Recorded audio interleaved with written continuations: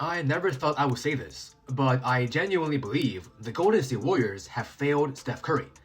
Not because they don't appreciate him, not because they don't want to win, but because for years, this front office has chosen flexibility over urgency, potential over proven talent, the future over the greatest player in franchise history. Think about everything that's happened. The two timeline plan, holding onto lottery picks, passing on trades, missing out on superstar after superstar. And now, after one more disappointing offseason, the Warriors are preparing to run it back with virtually the same roster. Meanwhile, Steph Curry is 38 years old. Every season matters. Every missed opportunity matters. And in my opinion, the Warriors have wasted far too many of them. And the problem is already here. Because according to NBA reporter Marcus Thompson, instead of signing an extension right away, Steph Curry is considering waiting until free agency. And that simply means Steph has had enough. So without further ado, let's roll the intro.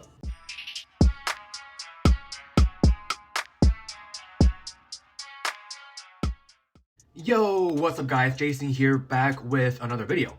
If this is your first time watching, I cover the Golden State Warriors every single day on YouTube, along with other NBA news, trades, and rumors on YouTube Shorts, Instagram Reels, and TikTok. If you're a basketball fan, don't forget to leave a like and subscribe, because you do not want to miss any of my future upload. Now, let's first go back to where all of this started. After winning championships, the Golden State Warriors tried something no modern contender had ever attempted. Win now while rebuilding at the same time. On paper, it sounded brilliant. Draft James Wiseman, draft Jonathan Kuminga, draft Moses Moody, develop Jordan Poole. Hopefully, those young players become the next core while Steph continues competing for championships. The problem is, championship windows don't last forever. James Wiseman never developed into the player they hoped. Jordan Poole eventually had to be traded. Jonathan Kuminga never became the consistent star many expected it. Even Moses Moody is now only a role player on the Warriors. Now, I'm not saying these were bad players. I'm saying the Warriors were asking teenagers and early 20-year-olds to develop fast enough to match Steph Curry's timeline without giving them enough playing time. That was never realistic. To me, I did not like this plan with the two timelines whatsoever. If I were to run this team, I would have packaged all those lottery picks years ago. Go get one more proven star player, maximize Steph Curry's prime, because lottery picks are valuable until they are not, especially when you don't give them enough playing time early on to develop. And that's exactly what happened. The Warriors waited, and waited, and waited. Eventually, those young players lost trade value. Back then, James Wiseman was viewed as one of the league's most intriguing prospects. Jonathan Kuminga carried significant value around the league. Even Moses Moody had upside. But today, James Wiseman is gone. Jonathan Kuminga is gone. And the market has changed completely. And here's the problem. Golden State held onto those assets way too long, to the point they have no choice but to trade them. And in those cases, the Warriors have zero leverage. And just look at what happened here with Trey Murphy. Yesterday, we learned that Golden State offered 2 first-round picks to the Pelicans, but the Pelicans said no right away because they wanted more picks and more valuable young players. The Golden State Warriors just do not have those assets anymore, because the players they once refused to move are not viewed the same way around the league today. That's the cost of waiting too long. With that being said, let's now look at this offseason. The Warriors chased Giannis. Nothing happened. They checked on Jaylen Brown. Boston wasn't even interested. They made an offer for Trey Murphy. The Pelicans said no right away. They pursued LeBron James. He chose Philadelphia. And then just yesterday, everybody was talking about Mario Hezonja becoming the Warriors' next move. Then this morning, he signed with the Cleveland Cavaliers. Free agent after free agent. Trade target after trade target.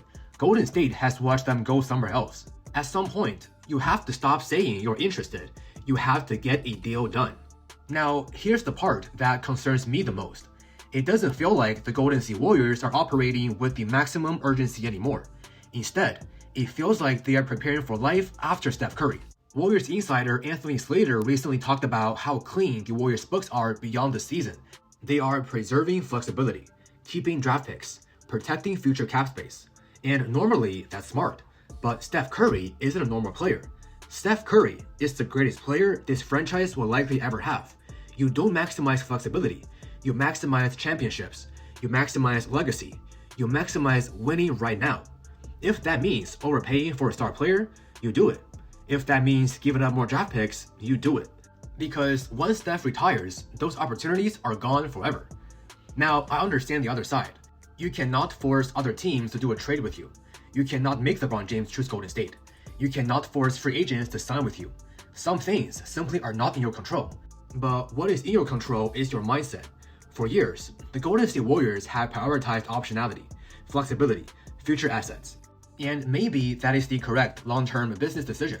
However, if this comes at the expense of maximizing the final years of Steph Curry, I think history will look back on this era and wonder, what if? What if Golden State went all in sooner? What if Golden State moved all those draft picks? What if they viewed every remaining Steph Curry season like it was priceless? Because in reality, it is. Now, here is the worst case scenario. If we get to the next season and it turns out Steph Curry doesn't want to resign, that simply means the Golden State Warriors front office have to consider a trade. However, if the entire league knows Steph is gone, then that means the amount of draft capital or young players the Warriors get in return will be a lot less.